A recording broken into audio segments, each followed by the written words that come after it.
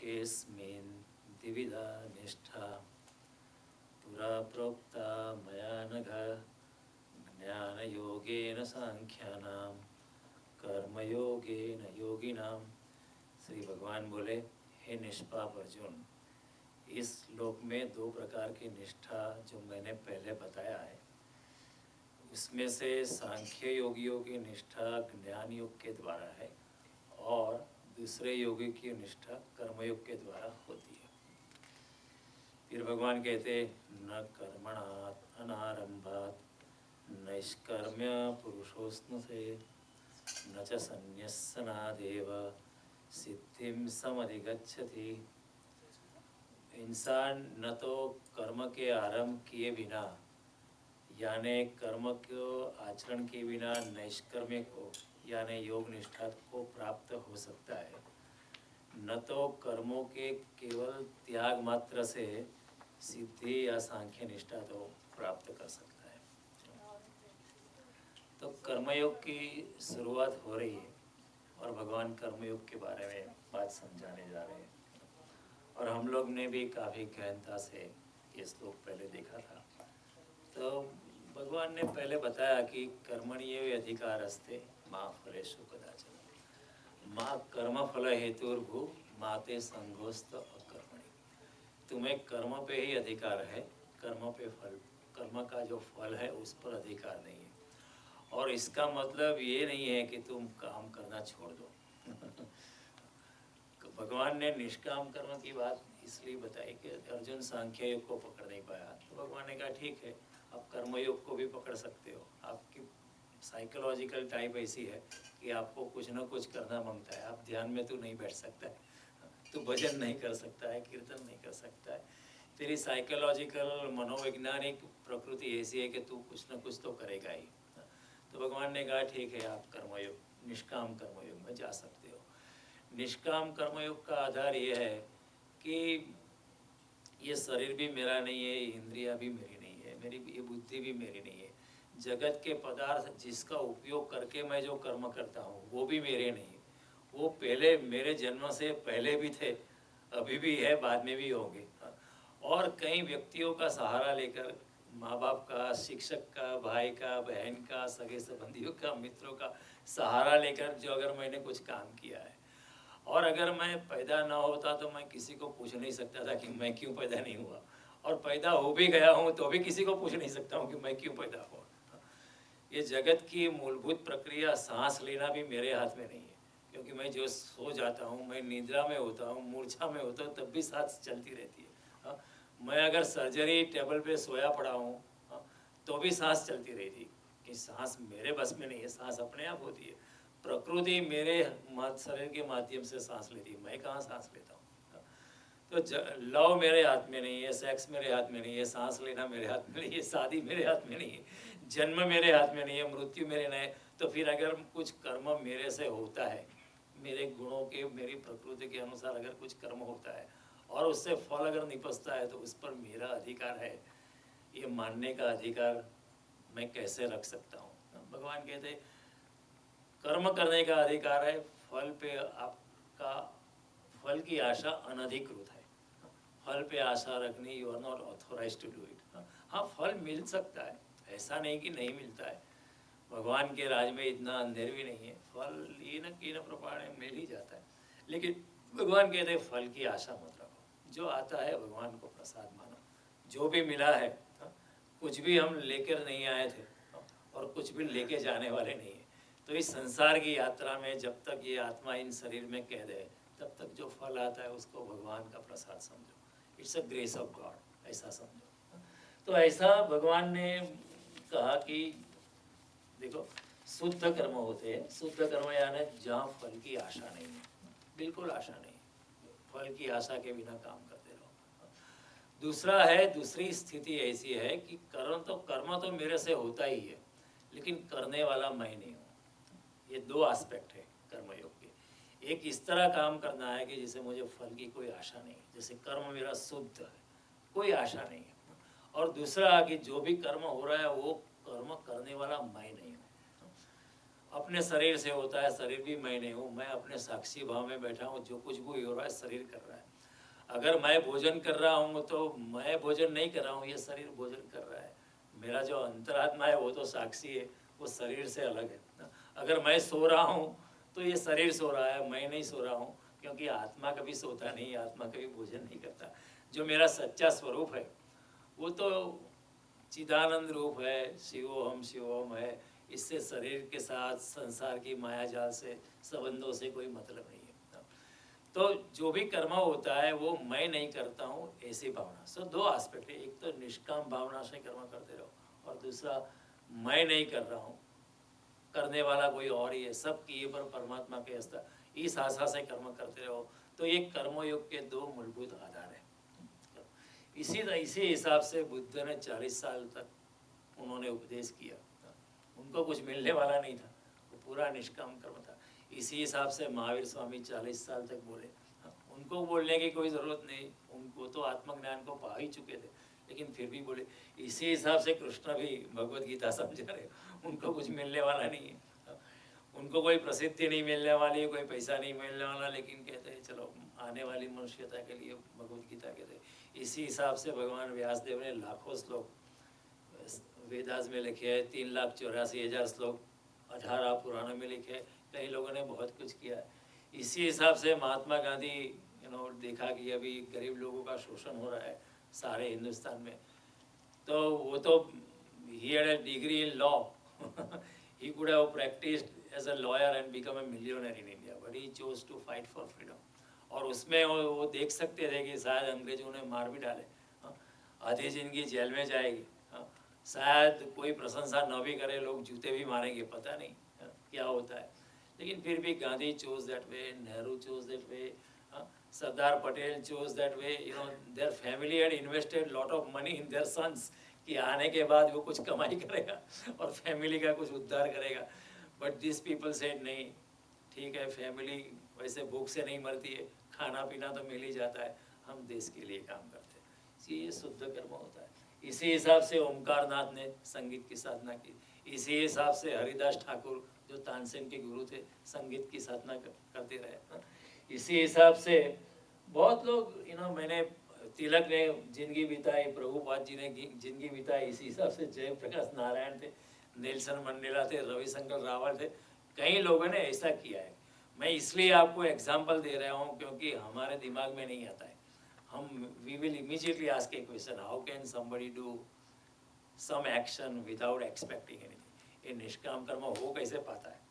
क्योंकि Sigmund Freud ने कहा अगर इंसान अगर कुछ एक कुर्सी पे बैठा है, अगर उठ के कहीं जाता है, उसके पीछे भी कुछ उसके फल की आकांक्षा होती है, कुछ प्रेरणा होती है, तभी इंसान कर्म करता है, उसके बिना कर्म नहीं करता है। लेकिन कृष्ण कहते हैं कि निष्काम कर्म संभव है, लोगों ने किया है और कर सकते हैं। हमारे जब मैं बड़ौदा साहब हमारे सयाजी राव गायकवाड़ थे, उन्होंने इतना काम किया लोगों के लिए, अपने प्राइवेट एसेट, अपनी व्यक्तिगत संपत्ति उन्होंने प्रजा के लिए लुटाई, यूनिवर्सिटी के स्थापित किया, टीके गज्जर को बुलाया और फैकल्टी ऑफ टेक्नोलॉजी बनाई। महर्षि अरविंदो इंग्लैंड से पढ़कर आए थे तो उनको सेक्रेटरी बनाया महाराजा सयाजीराव गायकवाड़ ने। सुएज सिस्टम लगाया, water pumping system, water reservoir 12 mile away from the city बनाया। एक बार जापान गए थे, उन्होंने बुद्ध की सुंदर प्रतिमा देखी, उन्होंने ऐसी प्रतिमा मुझे अपने शहर में रखनी है, तो ही just order on the spot and the whole statue came by ship and he installed it in a public park. He had a private park called Sayaji Bagh. He opened it for public. From today it is for people. ऐसे भी लोग होते हैं जिन्होंने निष्काम कर्म किया है। मैं एक बार इंडिया गया था तो मैंने मेरे भाई से कहा कि यहाँ आर्टिस्ट कौन अच्छा है, कोई चित्रकाम सिखाए या पेंटिंग सिखाए, कुछ कारीगरी। I wanted my children to learn. My daughter was interested in art. My son was interested in art. Then we went to one person called Chalendu Dave. He is a very famous artist in the city of Baroda. उसने एक जो प्रतिमा बनाई नरसिंह मेहता की, वो अभी एक round about पे रखी गई है। Baroda municipal corporation has put it in the center. कहीं उसके एग्जीबिशन होते, तो मैं गया उनके पास कि आप मेरे बच्चों को सिखाएंगे, ये लोग 3 महीना या वेकेशन के लिए है, मैं चाहता हूँ कि आप कुछ उन्हें सिखाएं, उनको भी सीखने की बड़ी इच्छा है। तो उन्होंने बोला ठीक है, मुझे बड़ा आनंद है, आप अमेरिका में रह के भी अपने बच्चों को भारतीय कला सिखाना चाहते हैं, मुझे तो बहुत आनंद है, मैं सिखाऊंगा। तो मैंने कहा कि वो रिटायर्ड है इंसान, उनका भी एक बेटा है, कॉलेज में पढ़ता है। मैंने कहा आपकी जो फीस है उसको पहले से हम नियुक्त कर देते हैं ताकि बाद में कन्फ्यूज़न न हो। तो उन्होंने कहा मैं फ़ीस चार्ज करने वाला नहीं हूँ।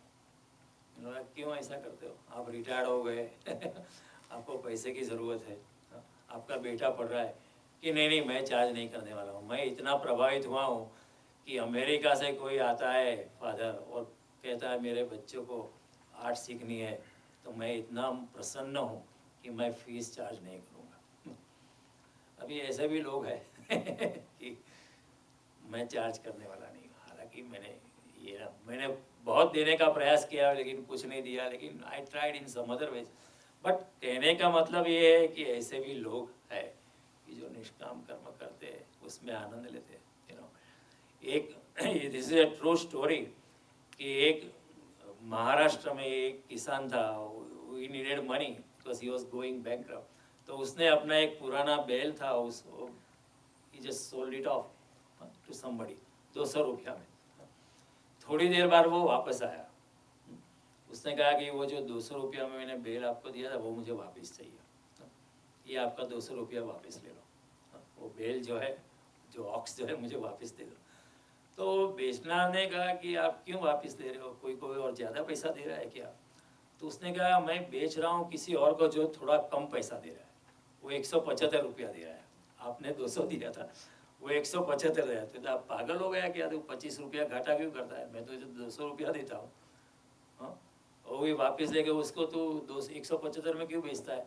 बोला कि मेरा दिल नहीं चाहता, ये मेरा बैल जो है उसके साथ मैं इतने साल गुजारा, वो मेरा फैमिली मेम्बर जैसा है, उससे मेरा बड़ा प्यार है, वो मुझे प्यार करता है, मैं उसको प्यार करता हूँ।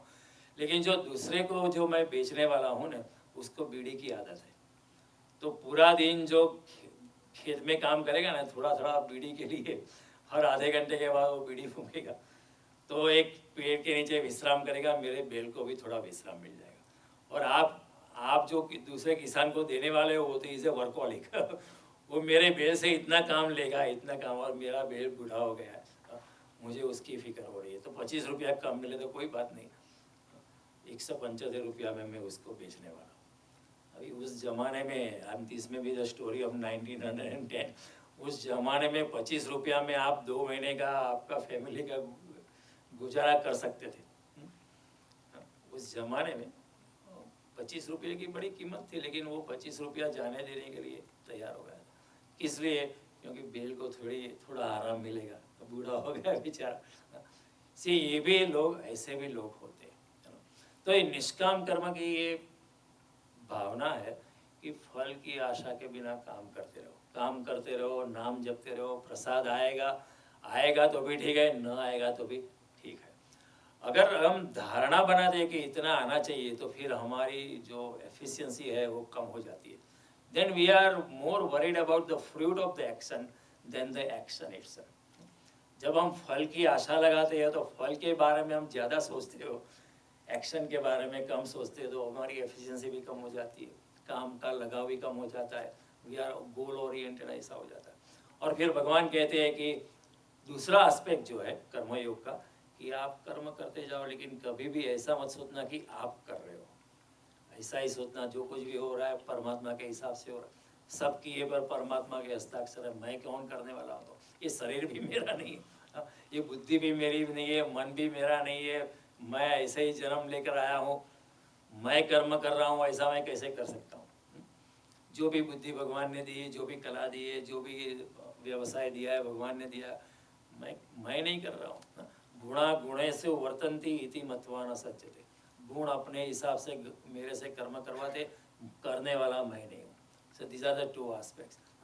एक इंसान आया गांव में, उसने प्रवेश किया, तो उसने गांव में जो सीमा होती है वहाँ पादर पे बहुत लोग बैठे थे, वैसे पेड़ के नीचे गपशप कर रहे थे। एक बड़ा पत्थर था, बड़ी शिला था, वो जो इंसान प्रवेश किया वो एक शिल्पी था। तो तो उसने आके अपने टूल्स निकाले और वो पत्थर को काटना शुरू किया, शिल्प काम चालू किया, और उसमें से उन्होंने बड़ी भगवान श्री कृष्ण की बड़ी अच्छी सुंदर मूर्ति 4-5 घंटा धूप में मेहनत करके उसने बड़ी मूर्ति बना दी। और लोग भी बड़े प्रसन्न, और बीच बीच में लोग आने लगे कि आपको पानी चाहिए क्या आपको कुछ खाने चाहिए? बोला मुझे कुछ नहीं चाहिए, आप फिक्र मत करो, मुझे करने दो, मेरा दिल हो रहा है। वो उसने कृष्ण की मूर्ति निकाली, फिर पूरी मूर्ति संपन्न हो गई। बाद में लोगों ने आपने बहुत अच्छी मूर्ति बनाई, आप बड़े अच्छे शिल्पकार हो। उसने कहा कि मैंने कुछ नहीं किया है। तो लोगों ने कहा कि क्या कहते हो, आपने तो किया है, हमारे सामने आपने किया है। उसने कहा कि मैंने कुछ नहीं किया, मूर्ति तो पत्थर में छिपी पड़ी थी, मैंने तो सिर्फ ज्यादा भर पत्थर जो थे उसको अलग कर दिए। I only remove the extra stone mass, मूर्ति was hidden inside, I am not the doer. से ये कर्मयोग का दूसरा एस्पेक्ट है, करने वाला मैं नहीं हूँ, भगवान करते हैं, भगवान जो कराए वैसा हम करते हैं। तो ये दो एस्पेक्ट के हिसाब से भगवान यहाँ कर्मयोग की शुरुआत में कहते हैं कि हे निष्पाप अर्जुन, कई लोग ऐसे स्मार्ट निकलेंगे कि मैं कहता हूँ कि निष्काम भाव से काम करो, या मैं कर रहा हूँ ऐसी भावना से काम मत करना। तो कई लोग ऐसा करेंगे, काम करना ही छोड़ देंगे कई लोग कर्म का आरंभ भी नहीं करेंगे और कहेंगे देखो हम तो काम ही नहीं करते, हमको फल की कोई आशा नहीं है, हम लिए इसलिए हम कर्मयोग में है। भगवान कहते ये कर्मयोग नहीं है, काम तो करना ही, काम तो चालू ही रखना है, कर्म तो करना ही, करते ही रहना है। आप बैठे हो तो भी कर्म है, आप कुछ नहीं कर रहे हो, सो गए हो, वो भी एक कर्म है, आप अगर घर से भाग जाओ वो भागना भी एक कर्म है। भगवान कहते नहीं कश्चित क्षणमपि जातु तिष्ठति अकर्मतु कर्म करो। जो भी इंसान ने या प्राणी ने जन्म लिया वो कर्म के बिना रह नहीं सकता है, तो आप कर्म से भाग नहीं सकते हो। तो आप ऐसा मत करो, डोंट डिफीट माई लॉ उसमें से टेक्निकलिटीज निकाल के आप ऐसा मत करो कि चलो हम कर्म ही छोड़ देते, फिर लोगों के देखो हम कर्म ही छोड़ देते, हमको फल की कोई आशा नहीं, हम तो बड़े साधु है, हम ऐसे भगवे कपड़े वस्त्र धारण कर मंदिर में बैठ के हम कुछ नहीं करते, हमको कोई आसक्ति नहीं है। भगवान कहते हैं ये कर्म योग नहीं, न कर्मणात अनारंभात नैष्कर्मया पुरुषोस्तुते। नैष्कर्म का क्या मीनिंग है? नैष्कर्म को दूसरे लोग कहते हैं निष्कर्म या अकर्म। अकर्म यानी आप कर्म तो करते ही हो लेकिन मैंने किया नहीं है, उस ऐसी जब भावना होती है तो उसको कहते हैं नैष्कर्म। कोई अगर आता है यहाँ, सबको आने से पहले यहाँ कुर्सी का अरेंजमेंट कर देता है, सब ये अरेंजमेंट कर देता है, लेकिन अगर उसको ऐसी भावना है कि मैंने कुछ नहीं किया, ये तो हो गया है, ये तो परमात्मा करवाता है, मैं करता हूँ, अगर ऐसा कर्म ऐसी भावना से करते हैं तो उसको कहते हैं नैष्कर्म्य। वो भी एक कर्म योग का एक पार्ट एंड पार्शियल है। तो भगवान कहते हैं कि कर्म के अनारंभ से नैष्कर्म में आप नहीं जा सकते हो। और दूसरा कि केवल त्याग से आप परमात्मा को नहीं पा सकते हो। न च संन्यसनादेव सिद्धिम भवति कश्चन। कोई त्याग मात्र से न च संन्यसनादेव सिद्धिम समधिगच्छति। केवल त्याग से आप सिद्धि को पा नहीं सकते हो। तो ये भी बड़ी विद्रोही बात है।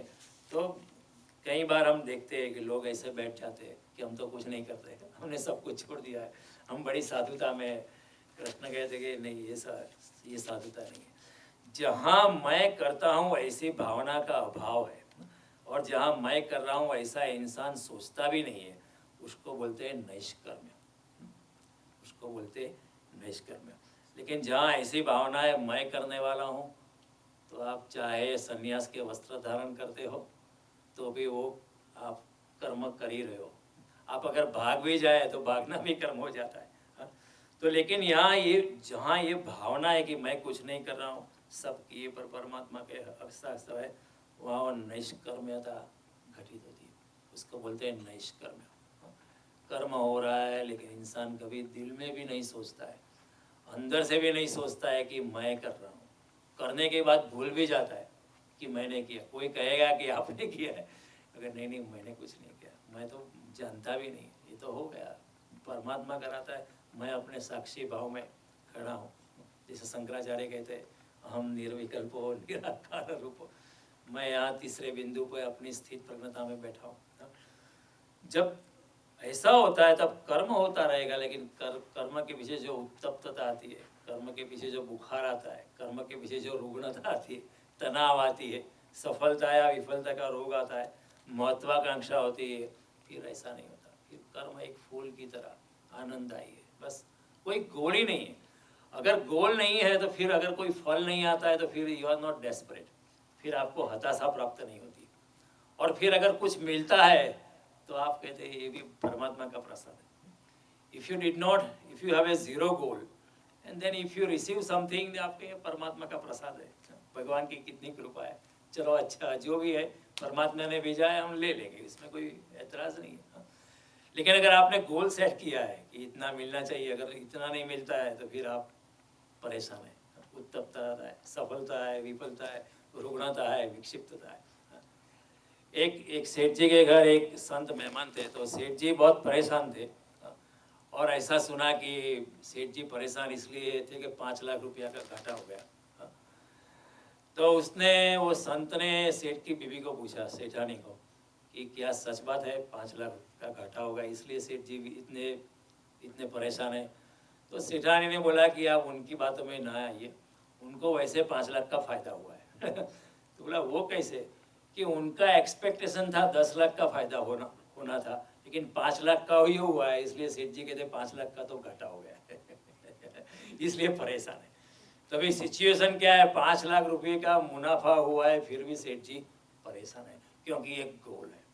तो कर्मयोग में निष्कामता है, जो भी मिलता है, जो भी मिलता है, अमृत और जहर है सागर में एक साथ, मंथन का अधिकार है सबको, फल प्रभु तेरे हाथ। जो मिलता है परमात्मा की देन है, हमें आनंद है, बस शुक्रिया है।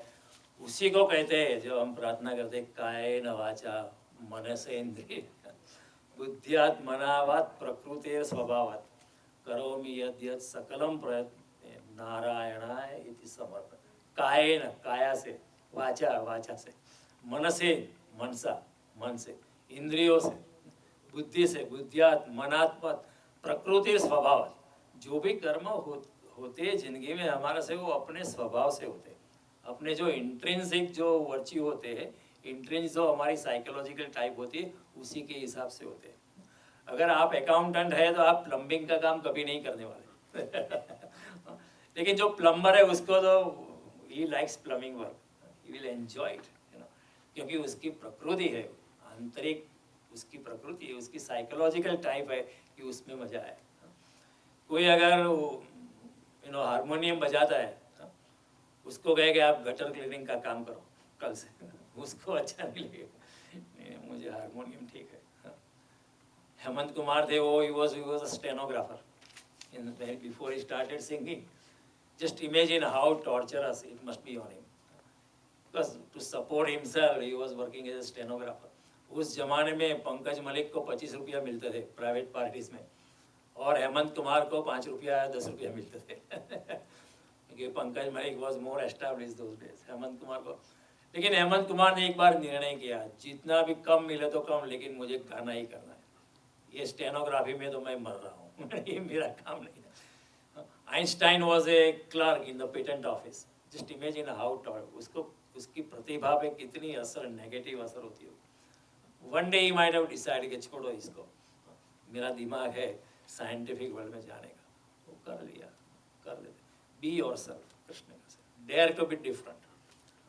Everybody is made different on the planet. All the 6 billion people are different on the planet. Even the identical twins are different on hundreds of counts. Even if 2 people are cloned, they may be physically almost alike, but in terms of their psychological type, in their spiritual elevation, they will be different. कई बार ऐसा होता है, दोनों भाई बिल्कुल समान लगते हैं लेकिन बिल्कुल अलग होते हैं, बिल्कुल अलग होते हैं, ऐसा होता है। Everybody is different. तो भगवान कहते हैं आप जो है वैसे बने रहो, और उसी के हिसाब से स्वकर्मणात्मम अभ्यर्च्य सिद्धिम विन्दति मानव। अपने अपने कर्मों को भगवान के चरणों में अर्पित करके इंसान सिद्धि को प्राप्त करता है। तो ये जहाँ ऐसी बात है तो कर्म सिर्फ एक फूल की तरह होता है। लेकिन कृष्ण भी दूसरी बात करते हैं कि न च संन्यस्तनादेव सिद्धिम समधिगच्छति। कई लोग को ऐसी इंप्रेशन है कि हम त्याग कर दे तो हमको परमात्मा मिल जाएगा और सिद्धि मिल जाएगी, आत्म साक्षात्कार हो जाएगा। कई लोग ऐसा गिनाते, देखो हमने इतना त्याग किया, इतनी जमीन दे दी, इतनी जागीर दे दी, इतना ये दिया, हमको हमारा तो उद्धार ही हो जाएगा। भगवान कहते हैं ऐसा कुछ नहीं है। आप त्याग करते हैं इसका मतलब ये नहीं है कि आपको इसके बदले में परमात्मा का साक्षात्कार होगा या इसके बदले में आपको कुछ सिद्धि मिल जाएगी, ऐसा कुछ नहीं है। क्योंकि परमात्मा कोई सौदाबाजी नहीं है, it is not a bargain. कई लोग कहते हैं हमने $1,00,000 दिया तो हमको अब कुछ ना कुछ मिलना चाहिए, आध्यात्मिक हमारी प्रगति हो। भगवान कहते हैं जहाँ बदले का ख्याल है वहाँ परमात्मा नहीं है। सौदाबाजी में सात्विकता नहीं होती। जहाँ प्रार्थना में हम मांगते हैं कि अगर इतना इतना हो गया तो मैं एक नारियल चढ़ाऊँ, वहाँ परमात्मा नहीं होता है। वहाँ एक कॉमर्शियल बार्गेन है, वहाँ कुछ नहीं होता है। वहाँ इंसान जो है परमात्मा के नज़दीक नहीं है। क्योंकि जहाँ भी त्याग हम किसका कर सकते हो, हम किसका त्याग करते हैं? जिसके ऊपर हमारी मालकियत का भाव है उसका ही हम त्याग करते हैं। अगर मेरे पास बैंक बैलेंस है 10,000 या $1,00,000 का, उसके ऊपर मेरा मालकियत का भाव है, अगर मैं डोनेशन करूँ उसका, तो क्या होता है कि उसके ऊपर मेरे मालकियत का भाव था। I had the feeling of ownership. If I donate it, what happens, my feeling of ownership is just transferred from my bank balance to the place I donate. फिर मैं कहूँगा हमको ट्रस्टी वस्टी बनाना। हाँ, और मंदिर में अगर रखता हूँ डोनेशन तो मैं कहूँगा इस पे कुछ नाम तख्ती लगाना, मेरा नाम लगाना।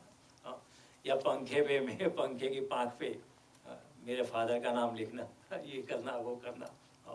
और आपका ईमेल जाता है उसमें भी मेरा नाम लगाना। You know, the feeling of ownership is only transferred because you are not relinquished it totally. आप हमारे मन में फिर भी दिमाग में। सो त्याग उसी का ही होता है जिसके ऊपर हमारी मालकियत का भाव है।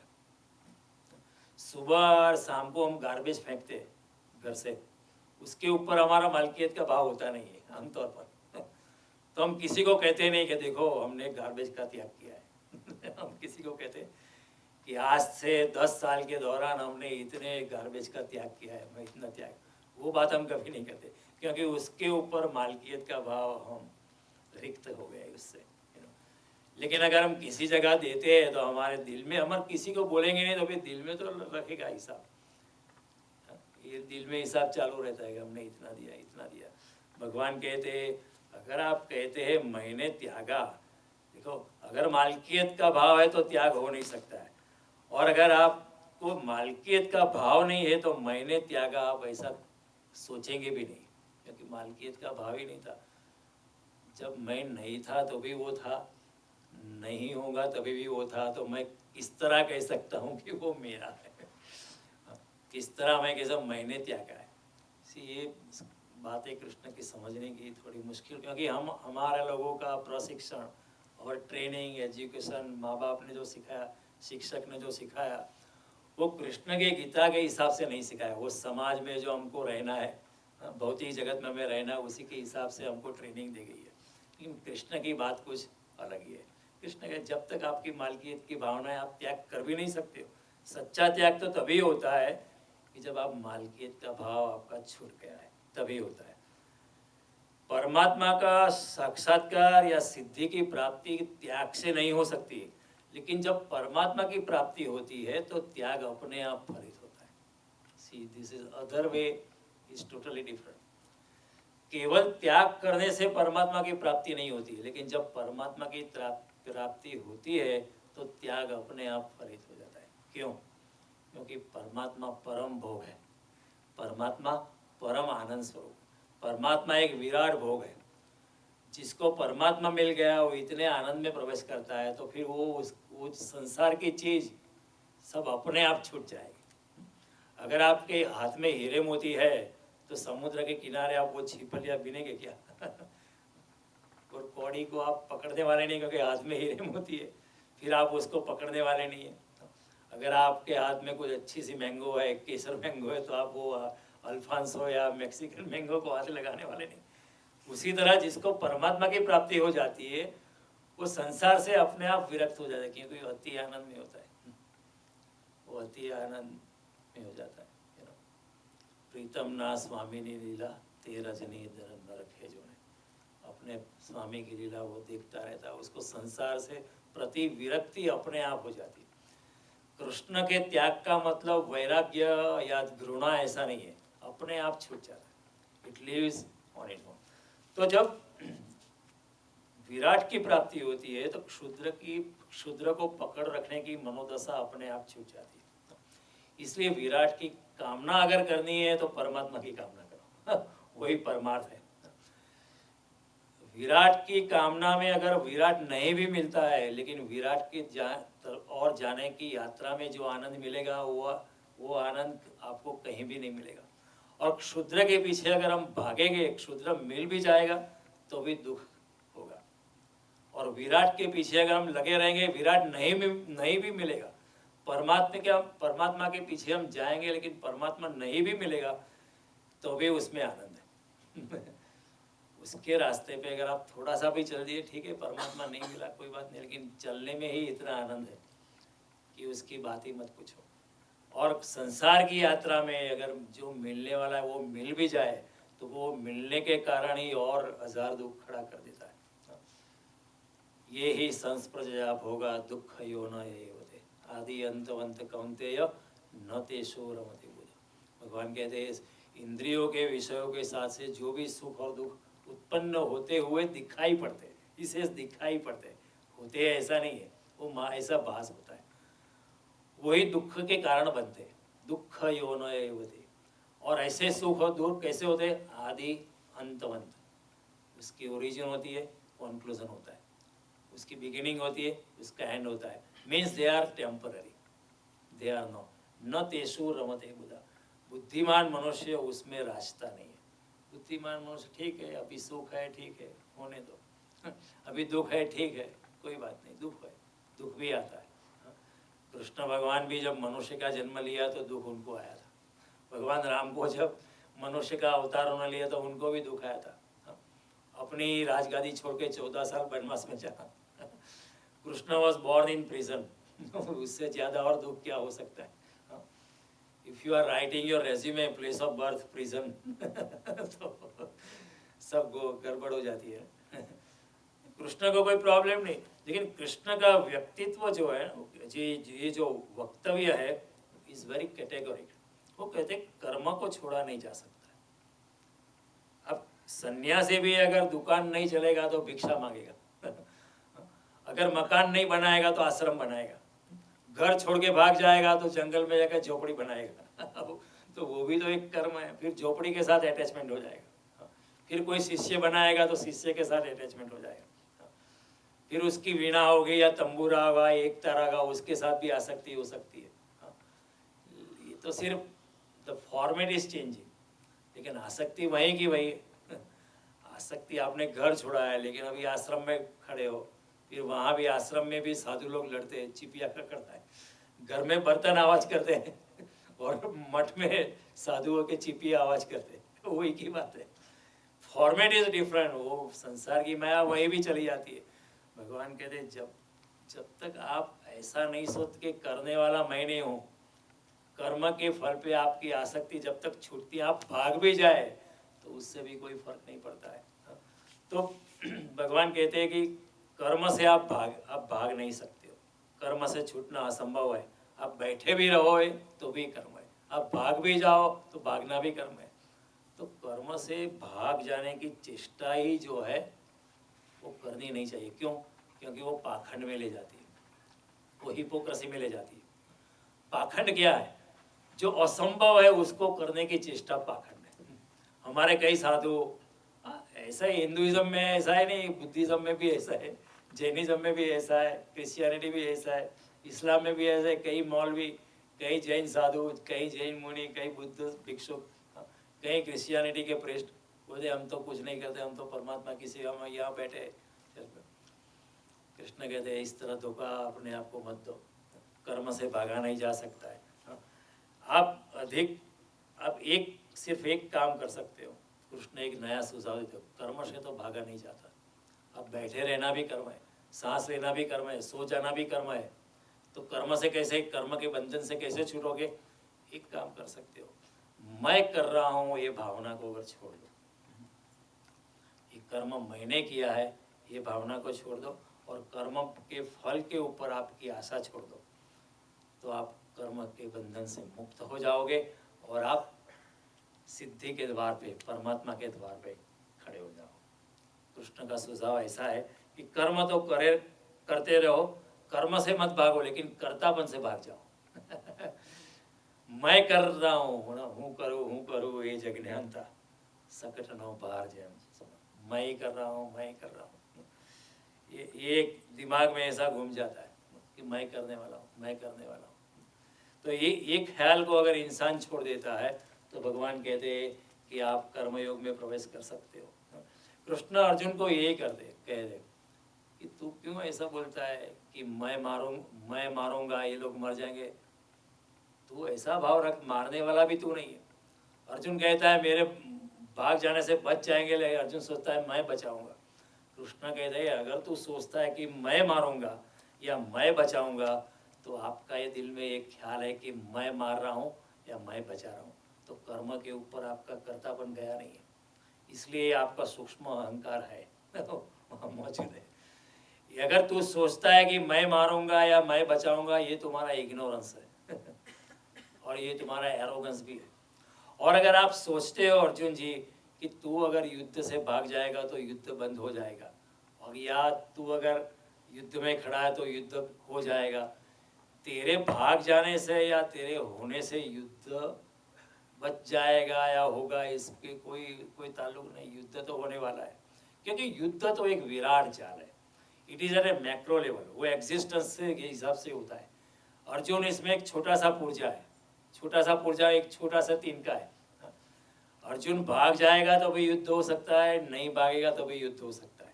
भगवान कहते हैं युद्ध तो एक विराट चाल है।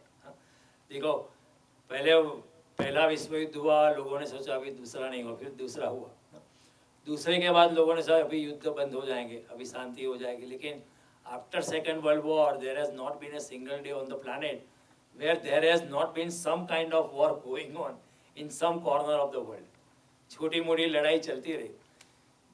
जहाँ जब तक संग्रह है और मालकियत का भाव है, तब तक युद्ध होगा ही और होगा ही। The fundamental reason for a war is मालकियत का भाव, द फीलिंग ऑफ ओनरशिप। जहाँ ऐसी भावना है मेरा कुछ नहीं है, सब कुछ परमात्मा है, तहाँ युद्ध हो ही नहीं सकता।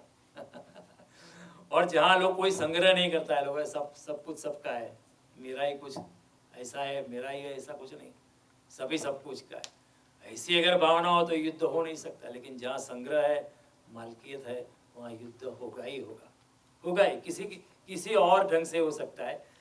तो सभी को ऐसा लगता है कि मैं ही करने वाला हूँ, मेरे बिना को सब कुछ बंद हो जाएगा।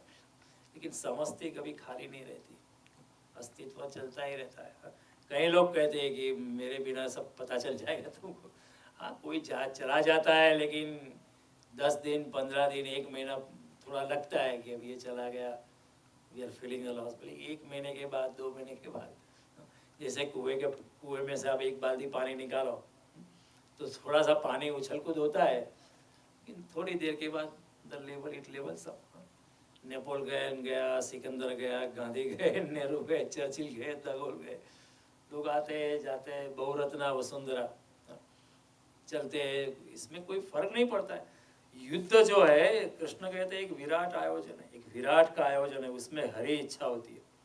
अगर तू सोचता है कि तेरे होने से युद्ध हो रहा है, या तू ऐसा सोचता है कि तेरे हट जाने से युद्ध नहीं होगा, तो ये तेरा बालिश दिमाग है।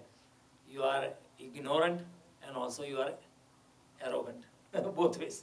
तुम्हें कुछ पता नहीं है, तुम्हारे से युद्ध होगा या तुम्हारे नहीं होने से युद्ध नहीं होगा, ये ऐसा नहीं, क्योंकि तू तो एक बड़ा छोटा सा पुर्जा है।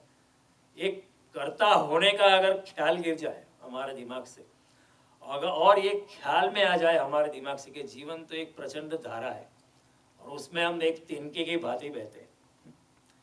सोचो एक नदी है, जोर से बह रही है, उसमें एक तिनका है घास का, अभी तिनका कह सकता है नहीं नहीं मैं कर रहा हूँ, वो tries to flow against the stream कुछ होने वाला नहीं है, 1 इंच भी वो स्ट्रीम के अगेंस्ट बह नहीं सकता है, क्योंकि जो भी प्लान है विराट का जो आयोजन है, ये प्रपंच का जो आयोजन है, जो एग्जिस्टेंस का जो आयोजन है उसके अनुसार ही होता है। तुम ऐसा you can not go against nature. तो the best thing is to flow with the existence, प्रकृति के साथ बहो, परमात्मा के साथ बहो और सफर का आनंद लो, enjoy it, just enjoy. Some people get disturb for small things, कुछ ना कुछ थोड़ा सा ऐसा है तो लोग स्मॉल हो जाते हैं, थोड़ा डिस्टर्ब हो जाते हैं। ये कुर्सी अगर कैमरा थोड़ा ऐसा स्लांटेड है तो सब people get disturb, they get so much concern about it. अगर वो बैटरी बीप करती है तो लोग थोड़े डिस्टर्ब हो जाते हैं। क्या डिस्टर्ब होता है, ठीक है, enjoy it, you know, just come to the main thing. जो आनंद लेना है परमात्मा के साथ एक रूप एकात्मकता साथ के, जो काम करते रहना है वो करते रहना है, काम करते रहो, नाम जपते रहो, जिंदगी को आनंद से गुजारो। इतना टेंशन लेने की कोई ज़रूरत नहीं है। जीवन की धारा के साथ बहो, तब क्या होता है कि मैं कर रहा हूँ ये भावना चली जाती है, और फिर आगे एक दूसरी क्रांति घटित होती है। जब मैं नहीं कर रहा हूँ ऐसी भावना होती है, जब फल के ऊपर आशा छूट जाती है, तब क्या होता है कि the next thing that happens, the next phenomenon, दूसरी क्रांति जो घटित होती है वो है शरणागति की क्रांति, कि I am surrender to the lord. भगवान को जो करना है वो करो, मैं तो पूर्ण तरह शरणागति में हूँ। फिर ये शरणागति जो है बड़ी क्रांति है। शरणागति जो है वो त्याग से आगे है। क्यों? त्याग में ज़्यादा से ज़्यादा मैं क्या अपनी धन देता हूँ, दौलत देता हूँ। शरणागति में क्या होता है, मैं अपने आप को दे देता हूँ। तो शरणागति जो है वो बड़े सुरवीर लोगों का काम है। कई लोगों में मुझे मिले, वो कहते हैं कि ये भगवान का मार्ग तो कायर लोगों का मार्ग है। ये कायर लोग ही, कम बुज़दिल लोग ही भगवान भगवान करते हैं, लेकिन it is exactly other way round. भगवान के मार्ग में तो पूरी शरणागति चाहिए, और पूरी शरणागति का मतलब ये नहीं कि आप थोड़ा चंदा दे के फिसल जाओ थोड़ा टाइम दे के चले जाओ, ऐसा नहीं, अपने आप को ही सरेंडर करना है। गुजराती में इसे हरिनो मारक छे सुरानो नहीं कायर नो काम जो है, it is not the work of timid people, you are surrendering your own self. तुम्हारा पूरा अस्तित्व आप परमात्मा में मिला देते हो। तो भगवान कहते हैं कि अगर ये दो बात होती है, अगर आप निष्काम भावना से कर्म करते हो और कर्म के ऊपर मैंने किया ऐसी भावना अटैच नहीं करते हो, अपने कर्तापन को सवारी नहीं करने देते हो, करने के बाद भूल ही जाते हो कि मैंने किया, तो एक तीसरी क्रांति, the third revolution takes place, that is the revolution of surrenderness. वो शरणागति की क्रांति होती है, और शरणागति की जब क्रांति होती है तो इंसान परमात्मा से मिल जाता है। इसलिए कृष्ण कहते हैं सर्वधर्मान परित्यज्य मामेकम शरणं।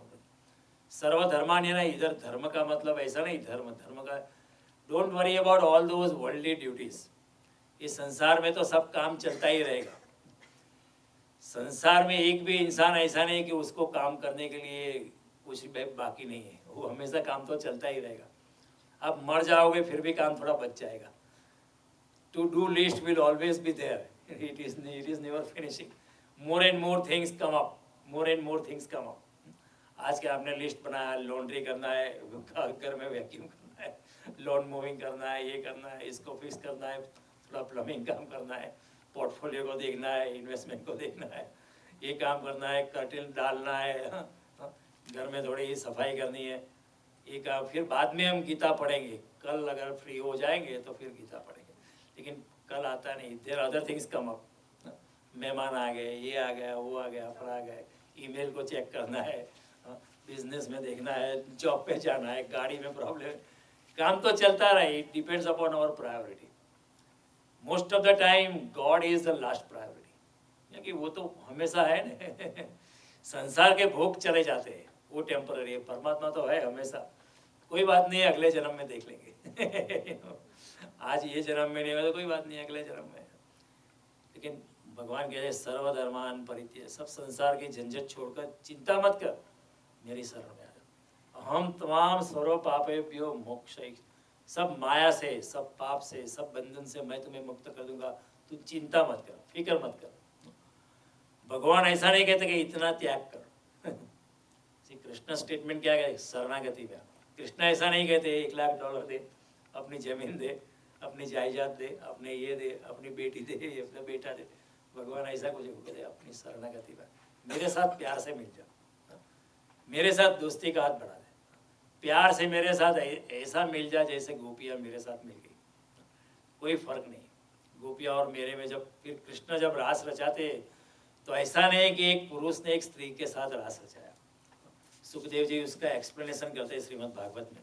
तो Parikshit is asking a question कि how is he playing with other peoples wifes. ये तो अच्छा नहीं लिखता है कि कोई पुरुष दूसरे की पत्नियों से खेले। भगवान ने कहा कि गोपिया और कृष्ण में कोई फर्क ना, जैसे कोई बालक अपनी परछाई से खेले उसी तरह भगवान ने गोपियों के साथ नाच किया। जैसे कोई बालक अपने ही आईने में जो अपना प्रतिबिंब दिखता है उसके साथ थोड़ी मस्ती करे, उसी तरह भगवान अपने ही रूप से, क्योंकि गोपिया और कृष्ण में कोई फर्क नहीं था। जब भगवान से भक्त एक हो जाता है तो भगवान कहते हैं मयि ते तेषु चाप्यम, मैं उनमें हूँ और वो मेरे में है। तो गोपिया कृष्ण में इतनी मिल गई थी और कृष्ण गोपियों में इतने थे कि कृष्ण और गोपियों में कोई फर्क नहीं था। तो गोपियों के साथ इसी तरह खेला जैसे अपने साथ खेल रहे। से ये समझना थोड़ा मुश्किल है। और भागवतकार कहते हैं जहूर गुणमय देहम, जब गोपिया कृष्ण के साथ रात खेलने गई उनकी मूल्य, तो जहूर गुणमय देहम, अपने गुणमय देह को छोड़ के गई थी। यानी क्या, ये जो त्रिगुणात्मक जो शरीर है सत्व रजस और तमस का, उसको घर छोड़ के अपना भावात्मक देह लेके चली थी। श्रीमद् भागवत का साफ लिखता है, व्यासदेव जी साफ लिखते, जहूर गुणमय देह, एक गुणमय शरीर को छोड़ के गोपिया कृष्ण को मिलने के लिए चली। और देखो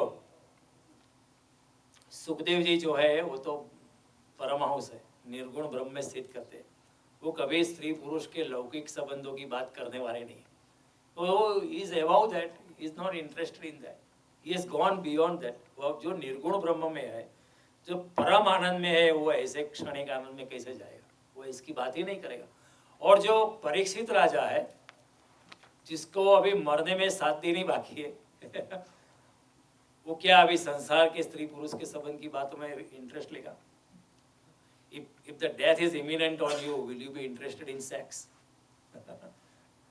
अगर कोई प्राणी के पीछे शेर भागा दौड़ा है तो वो प्राणी क्या सेक्स में जाने की सोचेगा? नहीं, वो अपनी जान बचाने के लिए भागेगा। तो परीक्षित राजा is destined to there in 7 days. Will you be interested in स्त्री पुरुषों के लौकिक संबंधों के बारे में सुनने के लिए उत्सुक होगा? नहीं होगा। ये समझने जैसी बात है। गोपिया परमात्मा के साथ इतनी हो गई, उनकी शरणागति इतनी थी, फिर उनको त्याग की आवश्यकता नहीं है। भगवान कहते हैं शरणागति जो है त्याग से आगे की बात है। It is 1 step ahead of त्याग। त्याग से जब हम त्याग करते हो, उसी का हम त्याग करते हो जिसके ऊपर हमारी मालकियत की भावना है, उसी का ही हम त्याग करते हैं। फिर वो मालकियत की भावना ट्रांसफर होती है और कुछ नहीं होता है। मैं आपको $1,00,000 दूँ तो मैं किसी को भी ना बोलूँ, लेकिन अपने दिमाग में तो ख्याल रहता है कि मैंने दिया है उनको मैंने उनको दिया है। मैं आपको बोलूँ भी नहीं कि मैंने, याद रखना आपको दिया है, मैं ऐसी बात, लेकिन दिल के कोने में एट द सबक्यूटेनियस लेवल, चमड़ी के 7वें लेयर पे थोड़ा थोड़ा तो ख्याल रहता है, क्योंकि उसके ऊपर मेरी मालकियत का भाव है। अगर ख्याल ऐसा रहता है तो मैंने त्याग नहीं किया है, सिर्फ यहाँ से वहाँ किया और कुछ नहीं किया है। तो भगवान कहते हैं त्याग नहीं, शरणागति। तो जब ऐसा होता है तो फिर कर्म का कोई बंधन नहीं होता है, फिर कर्म आपको बांध नहीं सकते। जब कर्म के फल पे आशा नहीं होती है, मैंने किया है इसी जहाँ भावना नहीं है, कर्तापन का जहाँ कर्मों के ऊपर आरोपण नहीं है, तो फिर कर्म का बंधन नहीं है, फिर आप पाप में नहीं डूबते हो। तो इंसान को पाप नहीं छूटा है, लेकिन कर्तापन की भावना पाप को लेके आती है। जब कर्तापन की भावना आती है तो ये न केर प्रकारेण पाप का प्रवेश हो जाता है। पाप नहीं छूता है, कर्तापन की भावना छूती है। पुण्य भी नहीं छूता है, लेकिन पुण्य का कर्ता होने की भावना अगर मैंने पुण्य किया है तो वो भी एक तरह की आसक्ति हो जाती है। इसलिए शंकराचार्य कहते हैं न पुण्यम न पापम। शंकराचार्य जैसा आत्मज्ञानी इंसान कहता है मुझे पुण्य से भी कोई मतलब नहीं। इसका मतलब पुण्य से भी अटैचमेंट नहीं है, पाप से भी अटैचमेंट नहीं है। हाँ? अगर पाप मैंने किया है, अगर मैंने किया ऐसी भावना है तो पाप आएगा।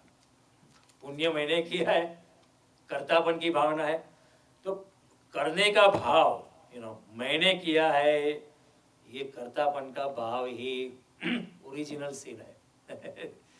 This is the beginning of the sin. जब तक ये भावना है तब तक ये न प्रकार है ना पाप जीवन में प्रवेश कर जाता है। क्योंकि फिर ऐसी भावना है तो आसक्ति प्रवेश कर जाती है। आसक्ति प्रवेश करती है तो पता नहीं चलता है कब हम पाप में प्रवेश कर देते, पता भी इंसान को भी पता नहीं चलता है। अर्जुन भी पूछता है अथ केन प्रयुक्तोऽयं पापम चरति पुरुष। अगर इंसान को मरना है फिर इंसान पाप क्यों करता है? ऐसा अर्जुन सवाल पूछता है। कृष्ण कहते काम ऐसा क्रोध ऐसा, कामना से, वासना से, संसार की आकांक्षा से इंसान पाप में प्रवेश करता है और कुछ नहीं। अगर मुझे पता चले कि मैं 1 घंटे में मरने वाला हूँ, समझो ऐसा मुझे कोई बता दे 1 घंटे में, क्या मैं पाप करूँगा? फिर पाप करने का कोई प्रयोजन नहीं कि अभी 1 घंटे में मरना है, क्यों पाप करने का? लेकिन अगर ऐसा पता नहीं है लेकिन कुछ मिलने वाला है तो मैं शायद पाप कर सकता हूँ। तो कर्तापन की भावना जो है, it is the original sin, that's the beginning of the sin. अगर इससे अगर मुक्त हो जाए और शरणागति में आ जाए तो हम मुक्ति के द्वार पे खड़े हो जाएंगे। फिर हम परमात्मा के सागर में हमारी नौका रख सकते हैं। Then that's the beginning of our true spiritual journey. That's the beginning of a real spiritual going into our own self and meeting the Supreme.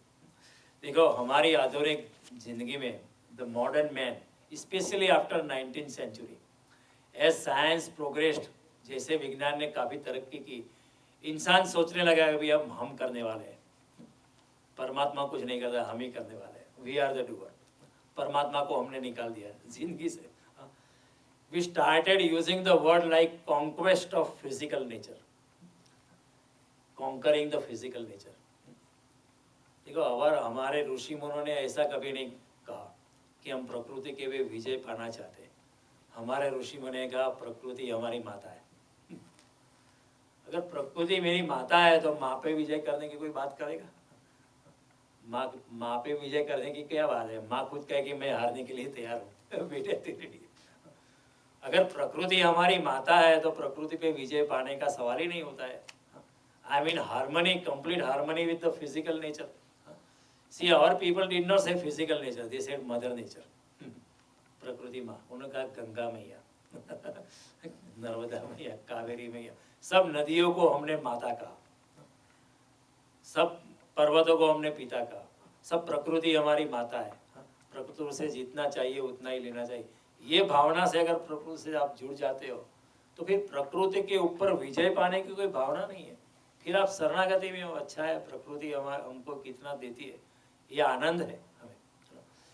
But जब से हमने सारा बोझ, because of the progress in science we think we are the doer, जब से हमने सारा बोझ हमारे सर पे ले लिया है तब चिंता बढ़ गई है, तनाव बढ़ गया। सी हमारे जीवन में स्ट्रेस कितना बढ़ गया, because we think we are the doer. भगवान को हमने हटा दिया, you get out of here. पहले ऐसा ख्याल था मैं योगेश्वर कृष्ण का बेटा हूँ, मैं राम का बेटा हूँ, भगवान जैसा कराते हम करते थे। लेकिन हम राम को हटा दिया, कृष्ण को हटा दिया, भगवान को हटा दिया जिंदगी से, सब मैं करने वाला हूँ। तो क्या हुआ, जिंदगी का जो बोझ है अति पे पहुँच गया। ऐसा हमारे माँ बाप की ज़िंदगी में इतना स्ट्रेस नहीं था, हालांकि वो काफ़ी गरीब से हमारे से। मे बी हमारे पास हमारे माँ बाप के साथ जितनी संपत्ति थी उसके 100 गुना ज़्यादा संपत्ति होगी, फिर भी हमारी ज़िंदगी में स्ट्रेस एंग्जाइटी ज़्यादा है। वो कभी कभी उनके चेहरे पे हमेशा स्मित था, हमारे चेहरे पे स्मित इतना जल्दी नहीं आता है। कोई हंसाता है तो भी नहीं आता है। It is difficult for us to even smile, ordinarily smile. कोई मेहमान आता है तो हम बड़े स्ट्रेसफुल हो जाते हैं। पुराने ज़माने जब मेहमान आते लोग आनंदित हो जाते थे, अरे चलो बहुत अच्छा हुआ, मिलके बहुत आनंद हुआ। लेकिन आज हम स्ट्रेस में आ जाते हैं। क्यों ऐसा हुआ है? क्योंकि भगवान को उठा दिया, सारा काम मैं कर रहा हूँ। अगर मैं कर रहा हूँ, अगर फिर नहीं होता है then you are responsible for it. क्योंकि you are the doer. All the anxiety, all the stress, फिर रात को नींद नहीं है, दिन को चैन नहीं है, बहुत वैसे है। कई बार रात को हम खड़े हो जाते हैं, everybody I know gets up sometime, क्या होगा टुमारो इज हैवी डे, ये करना है वो करना है, अगर ये तरह से नहीं हुआ, if it does not go in that sequence, क्या होगा क्या होगा, हम चिंता से गिर गए। एक गांव वाला इंसान था, पहली बार ट्रेन में बैठा था, बेचारा भोला वाला इंसान था। जब ट्रेन चलने लगी, उसके अपना जो घासड़ी थी अपने सर पे रख ली, उसका जो सामान था कि put it on his head. तो कुछ शहर के नौजवान थे, हंसने लगे ना कि ये ऐसा क्यों करते हो, अपने सर पे क्यों रखते हो। तो इंसान ने बोला कि ये ट्रेन को थोड़ा सा वजन कम पड़े, इसलिए ये जो सामान है मैं अपने सर पे रख। तो ये लोग हंसने लगे। लेकिन हमारा हालत वैसी है, गांव वाला जो इंसान करता है, मैं कर रहा हूँ मैं कर रहा हूँ, करने वाला मैं ही हूँ, इसलिए स्ट्रेस भी ज़्यादा है। हमारी हालत ये, हम गांव वाले पे हंसेंगे, लेकिन हमको हमारे पे ही हंसना चाहिए, क्योंकि सारा भार हमने अपने आप पे लिया। करतापन बहुत भारी हो जाता है। लेकिन अगर आप सोच रहे सब करने वाला परमात्मा है, सब किए पर परमात्मा थे, तो फिर आप आनंद से भर जाओ, चिंता से मुक्त हो जाओ, फिर जिंदगी जैसी बसर होगी वैसी बसर होगी, क्या फिक्र करते हो। हमारे गुजराती में कहते हैं, चिंता थी चतुराई घटे, घटे रूप गुण ज्ञान, चिंता बड़ी अभागणी, चिंता चिता समान। चिंता चिता समान। अभी देखो, चिंता शब्द को पकड़ो और चीता शब्द को पकड़ो, आइडेंटिकल है ना। चिंता में सिर्फ एक डॉट ज्यादा है, उसके ऊपर जो बिंदु है वो ज्यादा है, लेकिन वो जो बिंदु ज्यादा है चिंता, वो जिंदा इंसान को जला देती है। चीता तो मरे हुए इंसान को जलाती है लेकिन जो चिंता है वो जिंदा इंसान को जला देती है। क्योंकि चिंता क्या होगा क्या होगा क्या होगा, कुछ नहीं होता है, जो होना होता है वो होकर रहता है। ऐसा इंसान, अगर इंसान ऐसा मान के चल रहा है, जिंदगी आनंद से भर जाती है। आप चिंता करोगे तो भी जो होना होता है वो होने वाला है, आप नहीं करोगे तो भी होता है। तो then what is a wiser thing to do, फिर चिंता मत करो, जो अपने हिसाब से प्रयत्न जरूर करो। ऐसा नहीं कि बैठे रहो, ऐसा नहीं कि आलस से बैठे रहो। अगर कोई प्रॉब्लम है तो उसको सुलझाने का प्रयास करो, बिल्कुल करो, लेकिन डोंट बी स्ट्रेस्ड। जो होना होता है वो होकर रहता है, क्यों इतनी फिक्र करते हो। एक गांव में एक इंसान था, वो he was totally different than the most of the villagers. और सब गांव सुखी संपन्न था, सब गांव वाले अच्छे, उनके पास संपत्ति थे, काफ़ी सुखी लोग थे। लेकिन राजा को एक बार वजीर ने जाके बोला कि हमारे गांव में एक ही इंसान है, वो बड़ा गरीब रहता है, मुझे उसकी दया आती, उसके लिए कुछ करो। तो राजा ने कहा, हमारे करने से कुछ होता नहीं, वो तो परमात्मा जो करता है वैसा ही होता है, आप चाहे तो हम कुछ कर सकते हैं।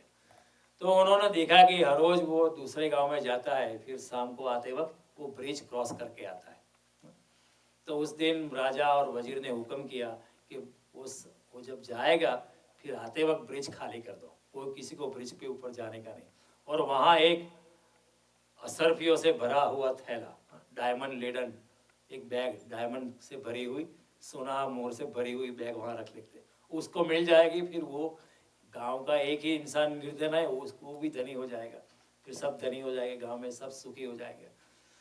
तो ऐसा किया उन्होंने कि उन्होंने वो रख दिया है, they kept one bag of diamonds.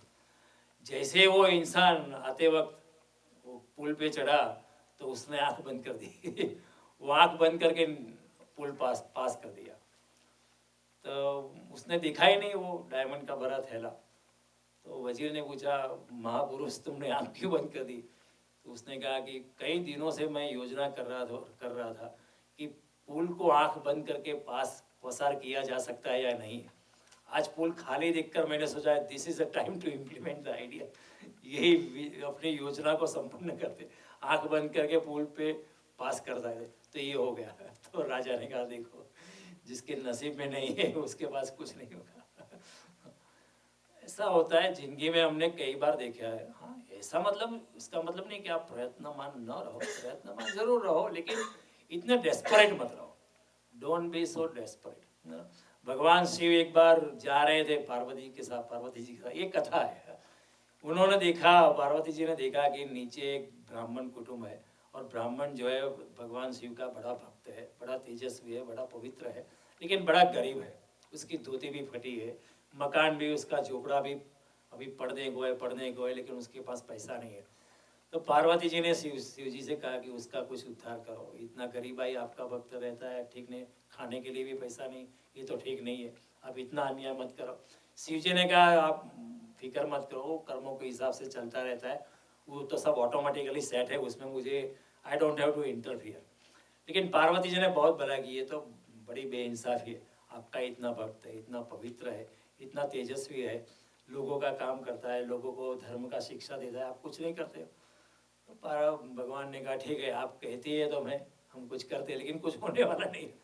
तो भगवान शिव नीचे आए, ब्राह्मण था, उसका पुत्र था और उसकी एक बीवी थी। तो भगवान ने आके कहा कि आपकी इतनी निर्धनता है, मुझसे दिखी नहीं जाती, आप 3 लोग हैं, तीनों कुछ ना कुछ एक वरदान मांग दो। 3 वरदान। How many? 3। अभी 3 वरदान भगवान शिव देने के लिए तैयार थे। अभी उसकी बीवी ने सुना ऐसा, तो बीवी को क्या लगता था कि ये ब्राह्मण के साथ मैं फंस गई हूँ। बीवी का मन था संसार में, ब्राह्मण का मन था धर्म में और स्पिरिचुअलिटी में। वो हमेशा धर्म का काम करता रहता था। बीवी को कभी ऐसा लगता था, कभी मुझे शहर घुमाने लेके नहीं जाता, कभी मुझे साड़ी नहीं देते, कभी कोई गहना नहीं दे, कभी थिएटर में नहीं ले जाता, कभी रामलीला चलती है गांव में, कहीं कोई मेले में नहीं ले गए, ये हमेशा धर्म करता है, मुझे कुछ रस नहीं। तो बीवी ने पहले आके बोला भगवान को, ये ब्राह्मण से मैं तंग आ गई हूँ। मुझे ये जन्म से छुटकारा दे दो, मुझे अप्सरा बना के स्वर्ग में बिठा दो। भगवान शिव ने कहा तथास्तु, लेके जाओ। लेकिन ब्राह्मण वैसे अच्छा था, लेकिन उस दिन उसको गुस्सा आ गया। आमतौर पर उसको गुस्सा नहीं आता था। उसने सोचा कि कभी वो मेरे धर्म के कार्य में सहायता नहीं करती थी, और भगवान शिव भी मेरी धर्म की निष्ठा को देख के वरदान देने के लिए आए हैं, और अभी वरदान लेने का वक्त था तो वो मुझे भी बदनाम करके जाती है। ये ब्राह्मण बिल्कुल निकम्मा है, मेरा पति, उससे तो मैं तंग आ गई हूँ। और ही जस्ट बिलिटल्स मी और स्पीक्स इल ऑफ मी। तो ब्राह्मण को गुस्सा आ गया। तो उसने कहा कि मेरा, भगवान ने पूछा क्या वरदान चाहते? शिव जी ने कहा वो गई है अप्सरा, उसको नीचे गधी बना के नीचे गिरा दो। तो भगवान ने कहा था। वो ब्राह्मण जो स्त्री थी वो गधी बनकर जब पृथ्वी पे फिर से गिर गई ना। फिर बेटे से पूछा कि तुमको क्या चाहिए? बेटे ने कहा हाँ मेरी माँ वैसी थी, लेकिन आखिर वो मेरी माँ है। बेटे के लिए तो माँ कैसे भी अच्छी होती है, मेरी माँ को फिर से माँ बनाओ। भगवान ने कहा तो वो चलने लगे। अभी 3 वरदान दिए थे, 3 वरदान में तो बहुत कुछ हो सकता था, एक वरदान में भी बहुत कुछ, लेकिन जब किस्मत में नहीं है कुछ नहीं होता। भगवान शंकर ने कहा देखो पार्वती जी, कुछ होता नहीं है, कर्म के बंधन में जिस हिसाब से जो होता है वही होता है, हम चलते हैं। पार्वती जी ने कहा ठीक है, आपकी बात सही है, मैं समझी नहीं, चलने लगो। छोड़ो, चिंता को छोड़ो, जो होना होता है वो है कर। हाँ, इसका मतलब ये नहीं आप कर्म से भाग जाओ, कर्म तो करते रहो, परमात्मा की शरणागति में आके कर्म तो करते रहो। एंग्जाइटी जो है वो कर्तापन की छाया है। Stress is a direct result of our feeling that I am the doer. Anxiety जो है वो कर्तापन की छाया है। स्ट्रेस कहाँ से होता है? जब मैं मानता हूँ कि करने वाला हूँ, तब स्ट्रेस आता है। अर्जुन को लगता है कि वो निर्णायक है, लेकिन निर्णायक वो नहीं है, समझते निर्णायक है, परमात्मा निर्णायक है, नियति निर्णायक है। हाँ?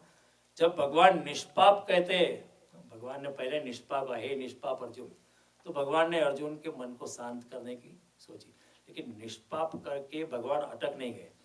निष्पाप कर कह के अर्जुन को भगवान ने निष्पापता में कैसे जाना वो भी बताते कि आप अगर निष्काम कर्म योग में जाओगे, आप अगर मैंने नहीं किया है ऐसी भावना से जाओगे, तो आप निष्पापता में जाओगे।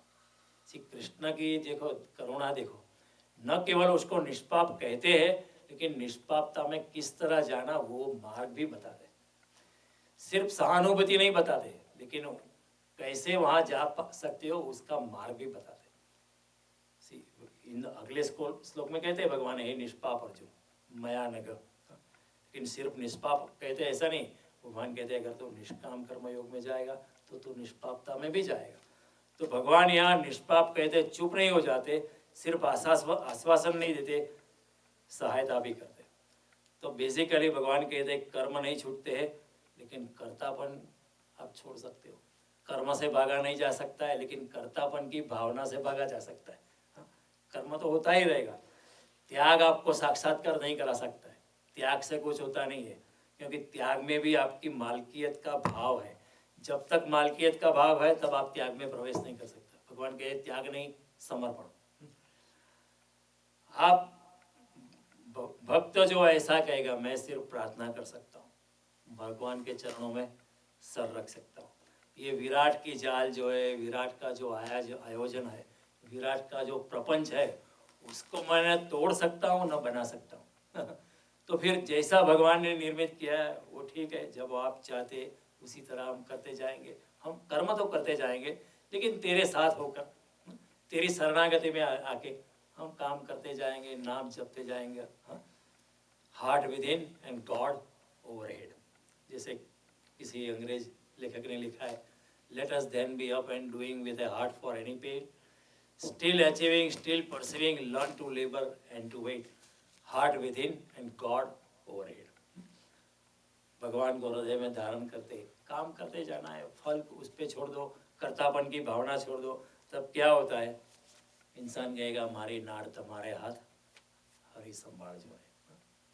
कोई लिखता है मारा जीवननी ज्योति लई आवे छू, तारी आरती उतारवा देजे।